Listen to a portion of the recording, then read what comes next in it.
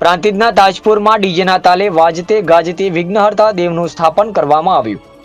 સમગ્ર દેશભરમાં આજે ગણેશ ચતુર્થીને લઈ ગણેશ ભક્તો પોતાના મકાનો તેમજ મોટા મોટા પંડાલોમાં ગણપતિ દાદાની મૂર્તિ લાવી શુભ મુહૂર્તમાં સ્થાપના કરતા હોય છે। ત્યારે આજે પ્રાંતિજ તાલુકાના તાજપુર ગામમાં ચૌધરી ધનજીભાઈ નેનાભાઈના ઘરે ગણપતિ દાદાની પૂજા અર્ચના કરી ડીજેના તાલે વાજતે ગાજતે શોભાયાત્રા કાઢવામાં આવી હતી, જેમાં અર્બુદા યુવક મંડળ દ્વારા ગણપતિ દાદાની મૂર્તિને ગામમાં આવેલા ચૌધરી સમાજની વાડી ખાતે સ્થાપન કરવામાં આવ્યું હતું।